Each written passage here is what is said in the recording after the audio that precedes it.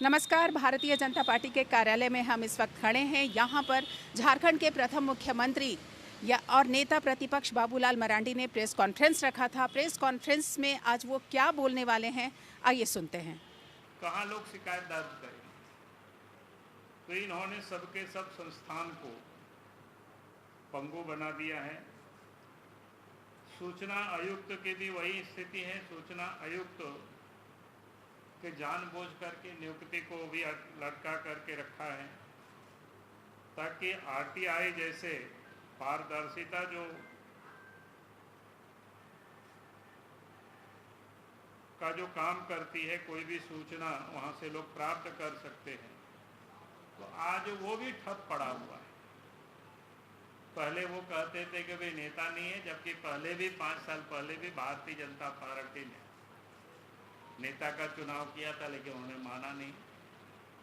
उसके बाद भी जब फिर से नेता का चुनाव हुआ तब भी उन्होंने बनाया नहीं,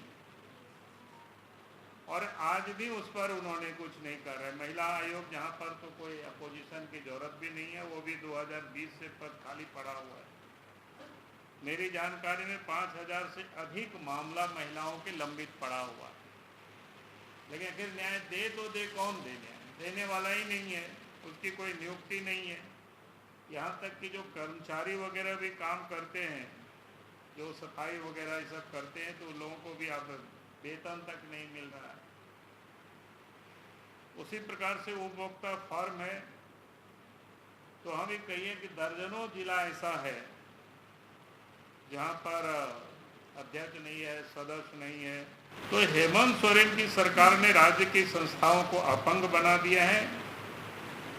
यह बिल्कुल मैं कहता हूँ सुनियोजित प्रशासनिक असफलता और साजिशपूर्ण ये कार्रवाई है, ताकि राज्य में किसी भी तरह का गलत काम के विरोध किसी भी बड़ी मछली के खिलाफ कोई स्वतंत्र और निष्पक्ष जांच या कार्रवाई नहीं हो सके, इसकी ये प्रयास है।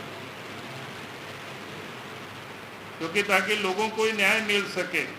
यहाँ तक कि हाई कोर्ट में भी आप सब ने देखा, कई एक बार मामला गया और हाई कोर्ट में कई एक बार इन्होंने एफिडेविट करके कहा। तो उस समय जिसमें अपोजिशन लीडर की जरूरत होती है, उसमें तो कहा कि अपोजिशन के लीडर बने नहीं हुए, बनने के बाद भी अब महीना दिन से अधिक हो गया, लेकिन अभी भी कोई आता पता नहीं। लेकिन जिस आयोग के लिए जहां अपोजिशन लीडर की भी जरूरत नहीं है, उन सारे आयोगों को भी इन्होंने सब कुछ यूं ही पड़ा हुआ है। तो इसलिए मैं कहूँगा ये संस्थाएं जहां पर आप सब लोगों के अधिकारों को सुरक्षित करती है, लेकिन वो सब आज ठप पड़ा हुआ है। तो नहीं, राज्य में किस प्रकार से राज्य सरकार काम करती है, ये इसका एक नमूना है, एक उदाहरण है, ताकि राज्य में जो भी गड़बड़ी हो, लूट हो, हल्ला करते रहिए, कोई देखने वाला नहीं, कोई सुनने वाला नहीं है। देहात में एक कहावत है ना कि बंगला में लोग बोलता है ना, मुखेर कानून, तो हेमंत सोरेन का वैसा ही राज्य में शासन चल रहा है।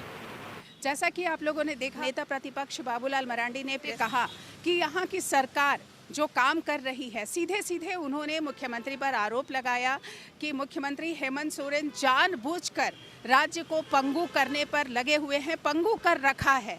उन्होंने कहा कि यहाँ सूचना आयुक्त है, लोकायुक्त है, महिला आयोग है, जितने भी संवैधानिक पद हैं, सारे पदों को उन्होंने जानबूझकर रिक्त छोड़ा हुआ है। लोकायुक्त के बारे में उन्होंने कहा कि लोकायुक्त एक ऐसा पद है कि अगर कोई मंत्री हो या अफसर हो गड़बड़ी करे तो उन गड़बड़ियों की जांच कर सकता है, इतना अधिकार लोकायुक्त को होता है।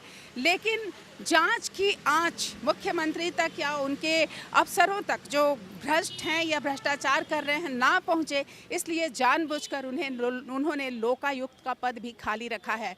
सूचना आयोग पर भी उन्होंने कहा कि सूचना आयोग एक ऐसा संवैधानिक पद है जहां पर आम जनता न्याय के लिए जाती है, लेकिन जब पद पर कोई पदाधिकारी रहे ही नहीं तो फिर न्याय आम जनता को कहां से मिले। सभी आयोगों के बारे में उन्होंने इसी तरह से कहा और सीधे सीधे मुख्यमंत्री पर आरोप लगाया कि मुख्यमंत्री खुद भ्रष्ट है, इसलिए इस तरह से भ्रष्टाचार को बढ़ावा दे रहे हैं। साथ साथ उन्होंने अनुराग गुप्ता पे भी बात की। उन्होंने अनुराग गुप्ता पे कहा कि अनुराग गुप्ता को रखने का औचित्य समझ में नहीं आता है। अनुराग गुप्ता के बारे में उन्होंने कहा कि कल को स्थिति ये है कि बाबूलाल जी ने ऐसा कहा कि मुझे भी डर लगता है कि मैं कब निकलूं और कब मुझ पर हमला हो जाए, उसका जिम्मेदार कौन होगा। मैं अपने सहयोगी विवेक के साथ मृदुला, GT रोड लाइव। और जैसा कि आप लोगों से हमेशा ही हम एक अनुरोध करते हैं कि हमारे चैनल को सब्सक्राइब करें, लाइक करें, ज़्यादा से ज़्यादा शेयर करें। आपका प्यार ही हमारी ताकत है। जोहार, जय हिंद।